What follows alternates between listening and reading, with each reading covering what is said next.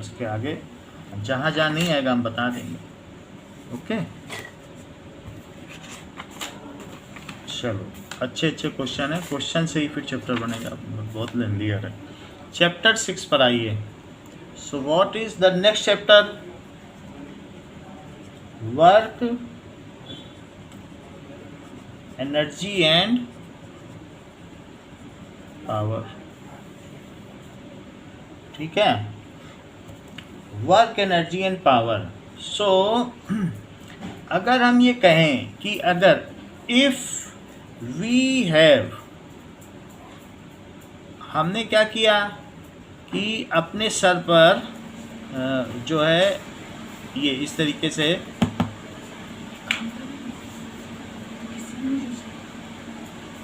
ठीक है, सो ये कुछ एक गट्ठर उठा लिया।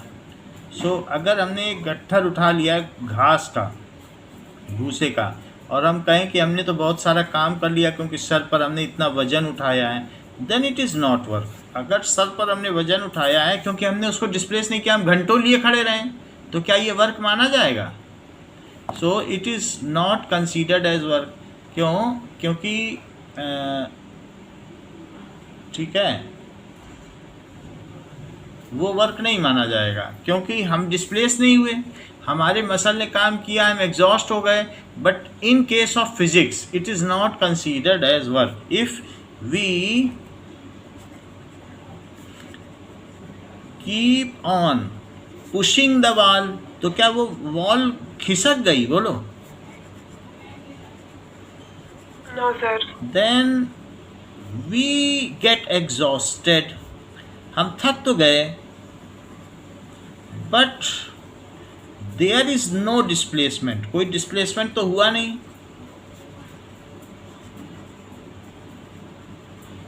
सो in physics it is not considered as work.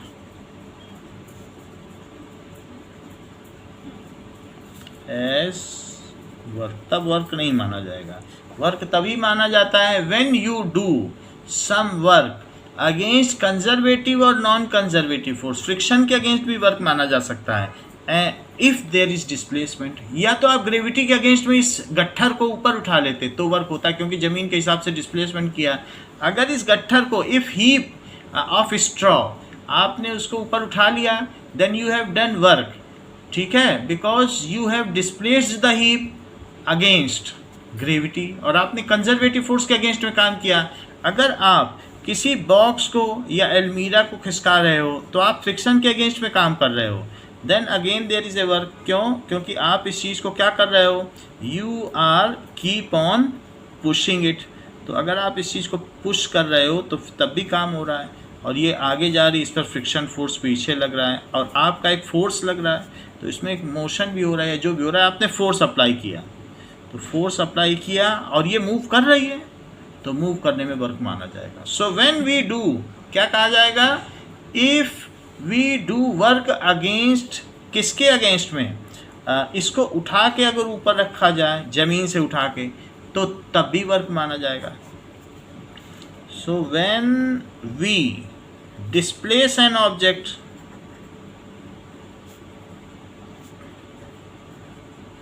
By applying external force, displacement जरूरी है, external force and displacement takes place. तो हम by applying an external force, हम डिस्प्लेस कर दें, फोर्स लगाएं हो तब डिस्प्लेस हो। और ये किसके अगेंस्ट में हो? बोलो। अगेंस्ट कंजर्वेटिव और नॉन कंजर्वेटिव फोर्स। फ्रिक्शन के अगेंस्ट में भी काम किया जा सकता है। आपका जो इंजन चलता है तो वो फ्रिक्शन के अगेंस्ट में काम करता है। जो रोड का फ्रिक्शन है, जो आपके व्हीकल के अंदर फ्रिक्शन है, बहुत ऑटोमोबाइल पार्ट्स होते हैं, उनके फ्रिक्शन के अगेंस्ट भी काम करता है।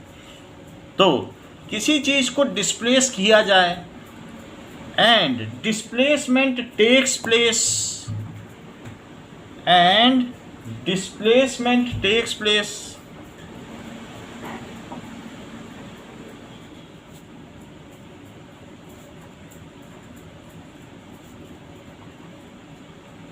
ये जो डिस्प्लेसमेंट हो वो कैसा डिस्प्लेसमेंट हो, अलोंग या opposite to conservative force.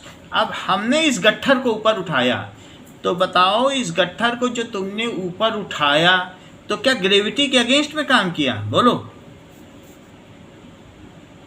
Yes sir. अच्छा ये बताओ कि आप क्या कर रही हैं कि गट्ठर को लिए लिए चलती जा रही हैं, तो अगर आप गट्ठर को लेके मजे से ये सर पे एक बक्सा लेके चलती जा रही तो काम माना जाएगा कि नहीं माना जाएगा? ये इफ वी ये कुली लिए चला जा रहा है और आगे बढ़ता चला जा रहा है तो वर्क है कि नहीं? No sir. हाँ, as displacement is not taking place against any force, so no work. No work as displacement यहाँ पे कैसा है, इज नॉट अगेंस्ट ग्रेविटी, ठीक है कि नहीं? Yes sir. ये किसी के अगेंस्ट में नहीं है। Displacement should take place along हो या अपोजिट हो टू फोर्स, ठीक है कि नहीं? To force. अब जरा इस चीज़ को और अच्छे से समझें, इसका मतलब क्या है। इसमें कुछ मतलब तो समझ में आ नहीं रहा है, तो इसे समझें तो इसका मतलब निकले ना। अब देखो जरा कि मान लीजिए कि किसी भी चीज़ पर यह ऑब्जेक्ट है और इस पर फोर्स आपने ऐसे लगाया, ये फोर्स, और ये चीज़ यहाँ डिस्प्लेस हुई। सो इसका एक कंपोनेंट कैसा हुआ, इसके दो कंपोनेंट करो, क्या एक डाउनवर्ड हुआ और एक किधर हुआ, इधर क्यों? तो इधर की चीज़ इसे आगे बढ़ाती चली जा रही है, ये चलती चली गई। तो अब अगर मान लीजिए आपने इस पर फोर्स लगाया और ये थीटा एंगल पर लगाया, तो ये भी थीटा हुआ क्या? Alternate interior angle. कैसा एंगल हुआ? Alternate interior. तो बताओ फोर्स क्या था और फोर्स कहाँ था? क्या ये जो बीच वाला लग रहा है वही फोर्स है? तो इसका ये वाला कंपोनेंट क्या होगा जो हॉरिजॉन्टल है, बताओ? F cos theta. F cos theta. और इसका ये कौन सा कंपोनेंट है? F sine theta. F sine theta. तो एफ साइन थीटा है नीचे की और एफ साइन थीटा इधर। तो क्या ये जो एफ कॉस थीटा है यही इसमें डिस्प्लेसमेंट करा रहा है? So F cos theta is the component of applied force,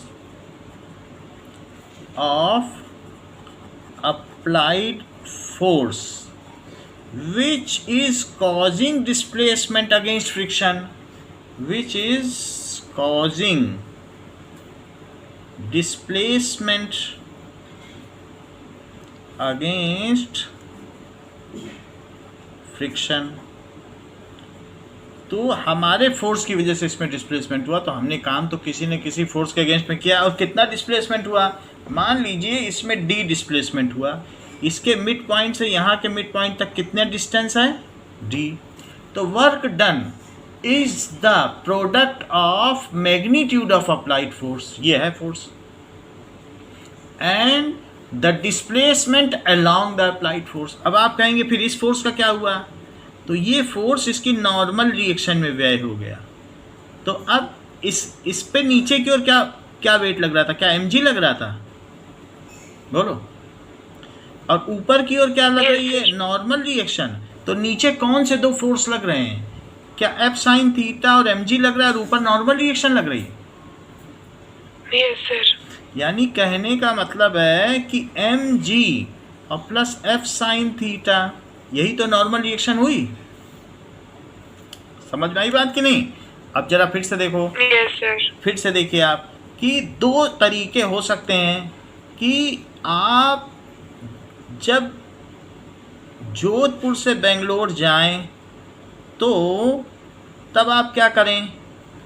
तो आप जाते समय इस ट्रॉली को यहाँ से धक्का दें। तो आप क्या करें? यहाँ से धक्का दें तो अगर आप इससे धक्का देंगी तो क्या आप इस पे ऐसे फोर्स लगाएंगी? बोलो। अच्छा, अगर आप स्मार्ट हुई तो क्या करेंगी? तब पहले वाले की तरह नहीं करेंगी, तब एक पीछे हाथ ले जाएंगी और इस ट्रॉली को ऐसे खींचेंगी, ये लगेज, अपना जो लगेज है ऐसे, तब फिर ऐसे खींचेंगी। तो क्या आप इसे इधर की ओर फोर्स लगा रही? बोलो। Yes, sir. अच्छा, इधर फोर्स लगा रही हो, इसमें इधर फोर्स लगा रही हो, तो इस फोर्स के दो कंपोनेंट करो, तो क्या एक ऊपर की ओर इसका कंपोनेंट बनेगा और एक इधर की ओर? तो अब अगर Yes, sir. फोर्स आपने थीटा डिग्री पे लगाया, मान लीजिए ये थीटा है और ये एफ लगाया, तो एफ का इधर का क्या कंपोनेंट हुआ? क्या अभी भी कॉस थीटा है? देख लो, एफ लिखा है कि नहीं? Yes, और ये sir. क्या हुआ? क्या एफ साइन थीटा हुआ? और इस ट्रॉली पे नीचे लगने वाला फोर्स क्या mg हुआ?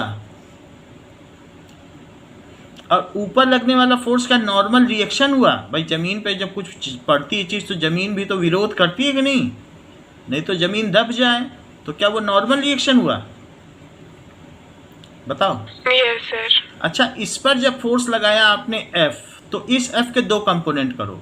ये फोर्स है, क्या एक आगे की ओर है और एक नीचे की ओर है? देख लो भाई, ऐसे फोर्स होगा तो इसके दो कंपोनेंट नहीं होंगे? बोलो। और ये थीटा कौन सा है? Yes, sir. ये जब आप फोर्स लगा रही हो तो फोर्स आपने क्या किया कि लगा दिया, तो हॉरिजेंटल से इसका जो एंगल है वो थीटा है। यहाँ पर भी जो हॉरिजेंटल से एंगल था वो थीटा लिया गया। इधर फोर्स लगा रही थी, तो बताओ हॉरिजेंटल से कितना एंगल बनाया? क्या थीटा था? और ये तो तब लिया था कि नहीं एफ कॉस थीटा? बोलो। और ये क्या है? F sine theta. अच्छा, इधर भी देखो, हॉरिजेंटल से इसका कितना एंगल है? थीटा। तो इधर कितना फोर्स हुआ? F cos theta. और ये एफ साइन थीटा। तो एफ साइन थीटा नीचे लगा कि नहीं? Yes, sir. और एफ कॉस थीटा किधर लगा? इस पर। क्या आगे की ओर लगा? बोलो।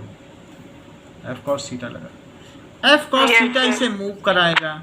और नीचे की ओर क्या mg लगा? और नॉर्मल रिएक्शन Yes, कितना sir. हुआ? नॉर्मल रिएक्शन को क्या लोगी? हमने जो लिया हो, इसमें आर लिया तो यहाँ भी आर ले लो, ठीक है कि नहीं? अच्छा, ऊपर Yes, नीचे का sir. तो मूवमेंट हो नहीं रहा है, तो जरा मुझे बताओ इस पर लगने वाला फ्रिक्शन फोर्स किधर होगा? और इस पर लगने वाला फ्रिक्शन फोर्स क्या होगा? ये भी इधर होगा क्या? अब हमारे Yes, पास sir. दो केस बनते हैं। ये मुझे बताइए, पहले में ऊपर कौन सा फोर्स लग रहा है, नीचे कौन सा फोर्स लग रहा है? क्योंकि ये जो ट्रॉली है, ये ट्रॉली, तो ट्रॉली पर नीचे की ओर mg लग रहा है। बोलो एग्रीड। और नीचे क्या लग रहा है? यहाँ से देखो क्या लग रहा है? F sin theta. बहुत अच्छी बात आपने कर दी। तो नीचे की ओर और कौन सा फोर्स लग रहा है? क्या एफ साइन थीटा?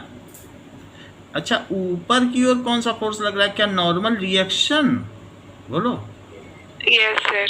तो क्या आप ये कहोगी कि R is equal to F sine theta और प्लस mg? बोलो। Yes, sir. और क्या इस पर इधर की ओर फ्रिक्शनल फोर्स लग रहा था F? Yes, sir. F की वैल्यू क्या होती है? क्या म्यू R होती है? म्यू इंटू एन बोल दो या म्यू इंटू आर, एक ही बात है कि नहीं? तो फ्रिक्शन फोर्स क्या हो गया? क्या F sine theta plus mg हो गया? बोलो। R की जगह ये वैल्यू डाल दी, R यही तो है। बोलो। Yes, sir. अच्छा, अब इधर देखो, ये ट्रॉली है, इस trolley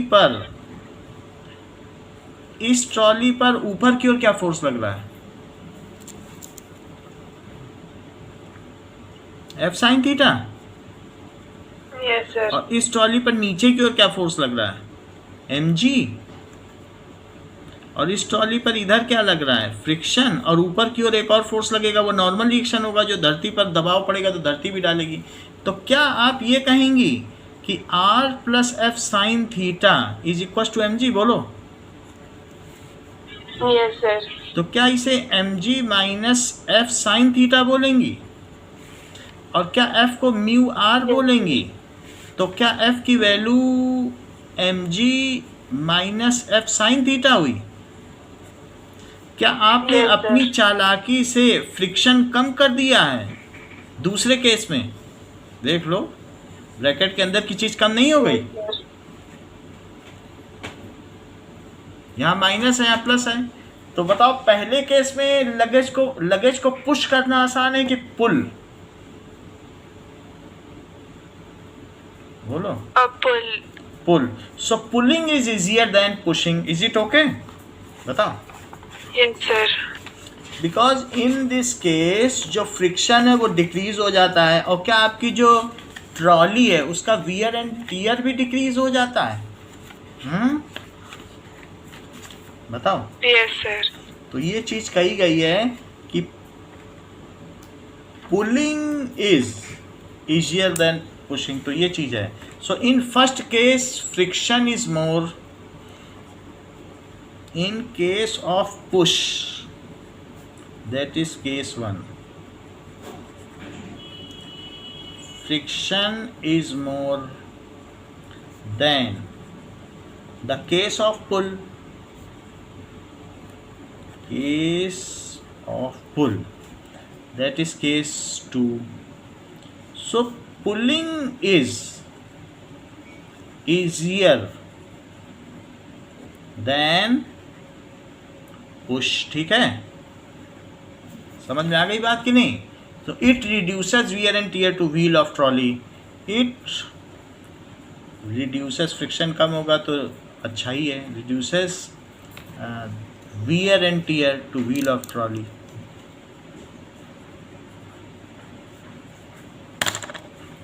tear to wheel of trolley. लेकिन ये तो हमने पिछले चैप्टर की बात कर दी, हमने तो कहीं वर्क की बात ही नहीं की, हमें तो वर्क की बात करनी थी ना। तो जब भी किसी भी चीज़ पर अगर आप एक फोर्स लगाएं और उस पर डिस्प्लेसमेंट हो जाए along the direction of applied force, तो यहाँ से यहाँ तक इसका डिस्प्लेसमेंट हो गया है। So work is the product of applied force and displacement taking in the direction of applied force। Work क्या है? Work is product of magnitude of applied force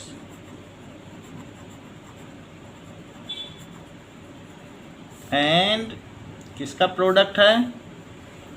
and magnitude of displacement भी लो, and क्योंकि displacement भी तो vector quantity है, magnitude of displacement along the direction of applied force. मेरा कहने का मतलब है work is equals to force into displacement. मैंने कहीं वेक्टर नहीं लगाया है, वरना डी में भी एक वेक्टर था, लेकिन लगाया नहीं है। क्योंकि वर्क क्या है? क्या वर्क एक स्केलर क्वांटिटी है?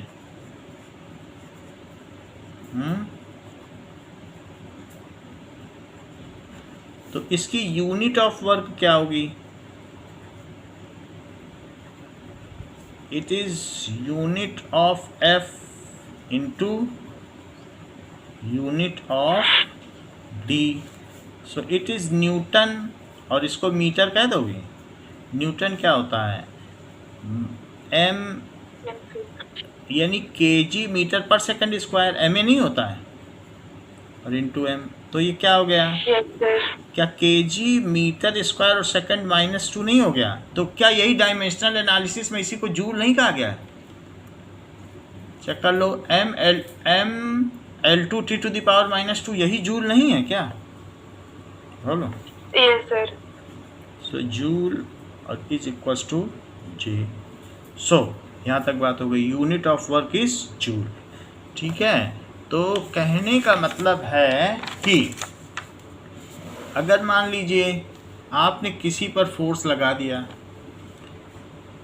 तो यहाँ दो चीज़ें हो सकती हैं। ये फोर्स लगाया तो फोर्स का एक कंपोनेंट होगा, ये आपने हॉरिजॉन्टल से कितने एंगल पर लगाया, हॉरिजॉन्टल से एंगल लिया जाता है।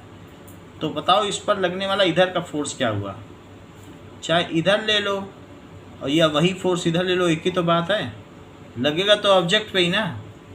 तो क्या ये एफ कॉस थीटा नहीं हुआ? Yes sir. अच्छा, एफ कॉस थीटा हो गया और डी डिस्प्लेसमेंट हो गया, तो उसका भी मैग्नीट्यूड ले लेना। ये यहाँ से यहाँ तक डिस्प्लेसमेंट डी है, ये डी डिस्प्लेसमेंट। तो वर्क क्या हो जाएगा? The force applied along the direction of displacement into displacement. तो एफ कॉस थीटा मैग्नीट्यूड लेते हैं और इनटू डी, या क्या इसे एफ डी कॉस थीटा कहा जा सकता है? ठीक है कि नहीं? यही लिया जाएगा जिधर डिस्प्लेसमेंट हो रहा है। ओके, तो this is work done is equal to F D cos theta. इस पर अभी और आगे बात की जाएगी अगले क्लास में कि ये क्या क्या है, इसकी सभी संभावनाओं की बात की जाएगी। इस क्लास के लिए इतना ही। Thank you.